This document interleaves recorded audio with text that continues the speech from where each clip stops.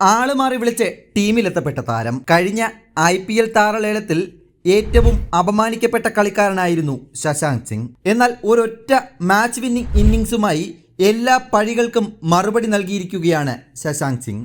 IPL താരലേലത്തിന് പിന്നാലെ വാർത്തകളിൽ നിറഞ്ഞു നിന്ന പേരായിരുന്നു ഛത്തീസ്ഗഡ് താരം ശശാങ്ക് സിംഗിന്റേത്. ആളുമാറി പഞ്ചാബ് കിങ്സ് അബദ്ധത്തിൽ ടീമിലെടുത്തതായിരുന്നു ശശാങ്കിനെ. അന്ന് സംഭവിച്ച അബദ്ധം മനസ്സിലാക്കി ലേലം പിൻവലിക്കണമെന്ന് ടീം ആവശ്യപ്പെട്ടെങ്കിലും ലേലം നടത്തിയ മല്ലിക സാഗർ അത് സാധ്യമല്ലെന്ന് അറിയിച്ചതോടെ പഞ്ചാബിന് ശശാങ്കിനെ കഷ്ടപ്പെട്ട് ടീമിൽ ഉൾപ്പെടുത്തേണ്ടി വരികയായിരുന്നു.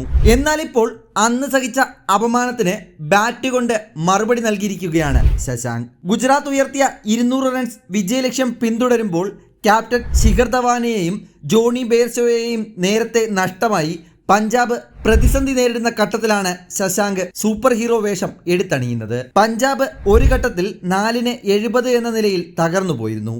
ആറാമനായി ക്രീസിലെത്തിയ ശശാങ്ക് കളി ഗുജറാത്തിൽ നിന്ന് തട്ടിയകറ്റി. നൂർ അഹമ്മദിനെ ക്രീസ് വിട്ടിറങ്ങി അതിർത്തി കടത്തി. പിന്നീട് ഗുജറാത്തി ബൗളർമാർ ശശാങ്കിന്റെ അടികൊണ്ട് വലഞ്ഞു.